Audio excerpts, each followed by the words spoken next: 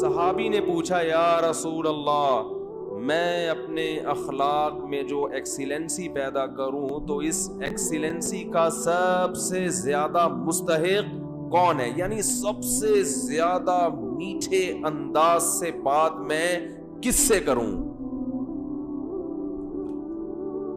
آپ یوں بھی کہہ سکتے ہیں آج کی زبان میں، جب میں بات کسی سے کروں تو اس میں شکر گھولوں میں، تو سب سے زیادہ چینی اور سب سے زیادہ شکر کس سے بات کرتے ہوئے اپنے کلام میں گھولوں؟ بات آ رہی ہے سمجھ میں؟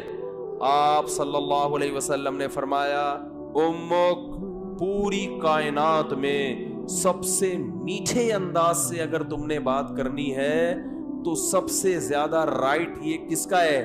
تمہاری، بولو نا، ماں کا۔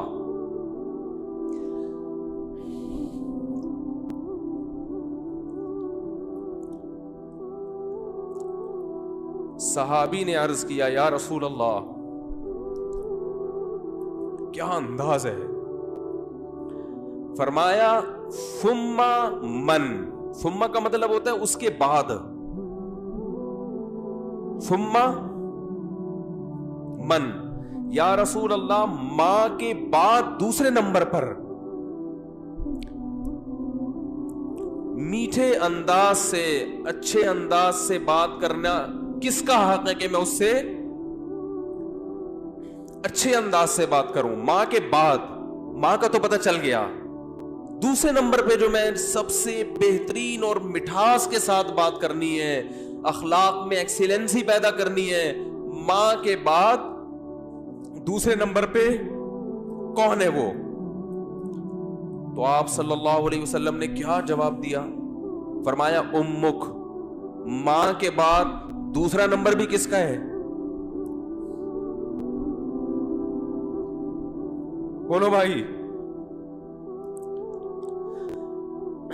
کیا عجیب انداز ہے۔ حالانکہ یہ عام عرف کے مطابق جواب سوال کے مطابق، بولو بھائی، نہیں ہے۔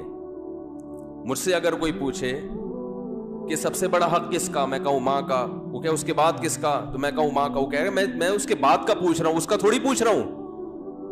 تو یہ سرسری نگاہ سے دیکھا جائے تو یہ بلاغت والا کلام نہیں ہے، یہ غلط کلام ہے اگر سرسری نگاہ سے دیکھا جائے، کیونکہ ہم پوچھ رہے ہیں کہ اس کے بعد، ماں تو پتہ چل گیا، ماں کے بعد اس کے علاوہ بتائیں آپ، لیکن نبی دوبارہ کس کا نام لے رہے ہیں؟ یہ سرسری نظر میں یہ کلام بلیغ نہیں ہے، لیکن حقیقت میں یہ بلاغت کے اعلی معیار پہ پہنچا ہوا کلام ہے، کیونکہ بات کو دل میں اتارنے کا اس سے بہتر طریقہ نہیں ہو سکتا تھا کہ ماں کے بعد دوسرا نمبر بھی کس کا ہے؟ ماں کا۔ اس کا مطلب کیا ہے کہ ماں کے بعد اگر تم یہ سمجھتے ہو کہ کسی سے بہت ہی میٹھے انداز میں بات کرنی ہے تو یہ حق دوبارہ ماں کو دے دو، دوبارہ کس کو دے دو؟ صحابی نے پھر پوچھا یا رسول اللہ ثم من، دیکھو صحابی کا انداز بھی کیا ہے، وہ چونکہ ان کو یہ تھا کہ مجھے ماں کے علاوہ اب چاہیے کہ کون ہے، اور نبی نے دوبارہ کس کا نام لے لیا؟ ماں کا۔ لہذا صحابی نے پھر اپنے سوال کو ریپیٹ کیا، کیونکہ وہ یہ سمجھتے تھے کہ مجھے میرے سوال کا جواب نہیں ملا۔ تو انہوں نے تیسری دفعہ پوچھا یا رسول اللہ ثم من، یا رسول اللہ تیسرے نمبر پہ کون ہے؟ تو آپ صلی اللہ علیہ وسلم نے فرمایا امک، تیسرے پہ بھی کون ہے؟ بولو بھائی، یہ ہے ویمن رائٹس۔ یہ کیا ہے؟ یہ جو بے شرم لوگ حقوق نسواں اور عورتوں کے حقوق کے نام پہ الو بنا رہے ہیں نا، ان کی باتوں میں مت آیا کرو۔ ان کا مقصد صرف عورت کو کپڑوں سے آزاد کرنا ہے، اور مرد کی دسترس سے آزاد کر کے مرد کے مقابلے میں لا کے مرد کا دشمن بنانا تاکہ مرد عورت سے محبت کرنا چھوڑ دے, اس کا حق دینا چھوڑ دے. تمہیں اسلام نے عورت کے جو حقوق بیان کیے ہیں اس کے بعد ہمیں کسی اور سے عورت کے حقوق کو سمجھنے کی ضرورت نہیں ہے. ہمیں کسی لبرل سے, کسی حکومت سے, کسی ویمن رائٹ سے, کسی سے ہمیں سمجھنے کی ضرورت نہیں ہے.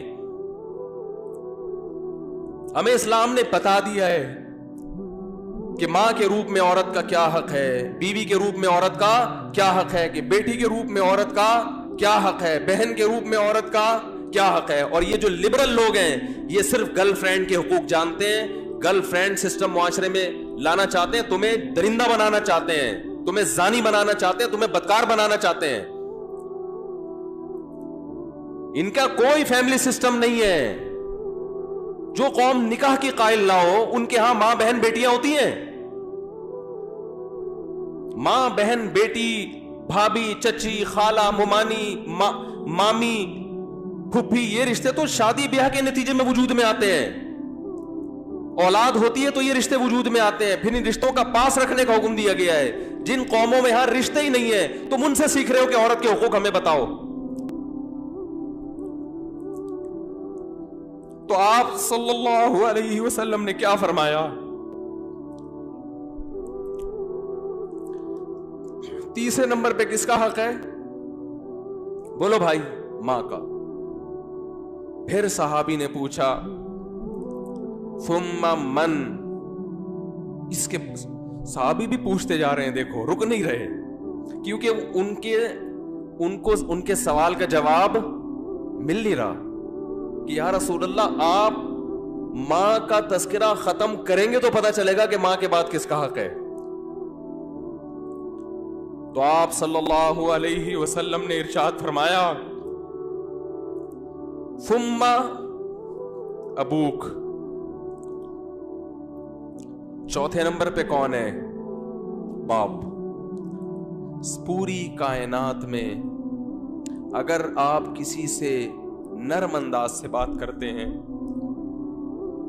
میٹھے لب و لہجے میں بات کرتے ہیں, بہت سے لوگ ہیں جن سے آپ بہت نرم انداز میں بات کرتے ہیں. اپنے باس سے آپ سر سر کہہ کے بات کرتے کہ نہیں کرتے؟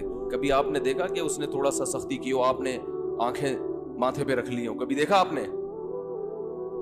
ہے بھائی. ایک فوجی اپنے آفیسر کے سامنے کیسے بات کرتا ہے؟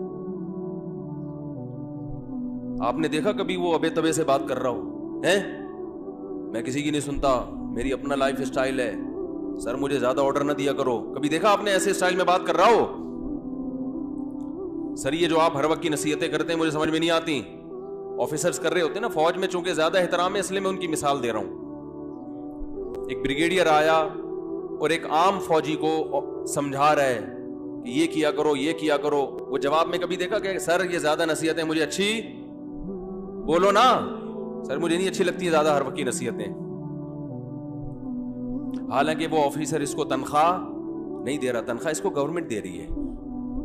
اس آفیسر کے اس پر احسانات نہیں ہے, صرف ایک ڈسپلن کو برقرار رکھنے کے لیے آرڈر دیا ہے کہ تمیز سے بات کرو.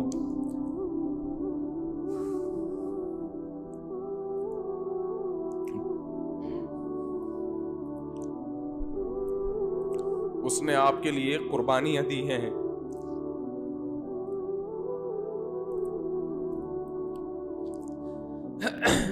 وہ آپ کے لیے لوگوں سے لڑا ہے.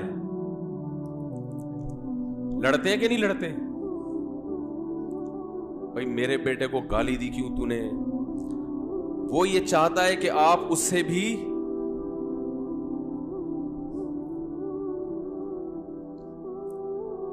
آپ اس سے آگے چلے جائیں.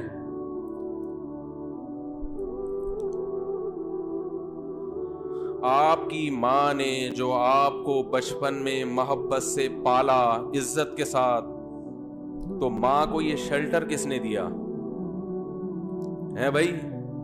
باپ نے. باپ اگر نہ شیلٹر دیتا وہ اتنی محبت کے ساتھ نہیں پالتی.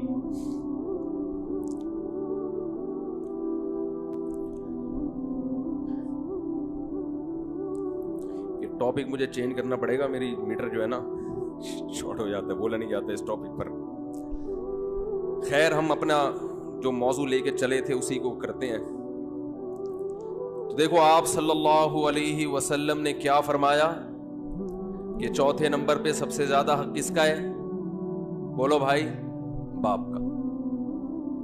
और इसकी उलमा ने एक हिकमत ये भी बयान की है कि बाप चूंकि मर्द है ना, तो उसमें बर्दाश्त की कुव्वत है।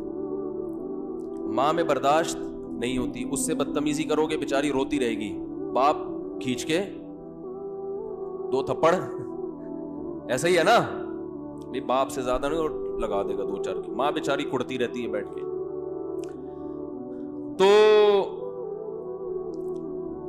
तो मैं मिसाल देता हूं कि एयर होस्टेस से अखलाक सीखा करो।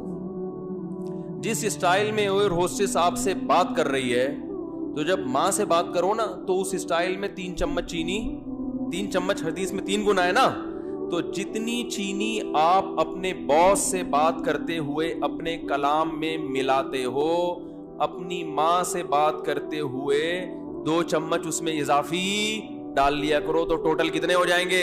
3 चम्मच हो जाएंगे।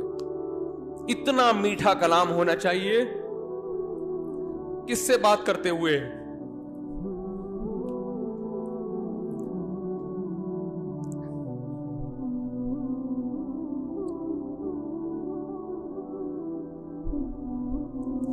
हमने बड़े बड़े उलमा को देखा है,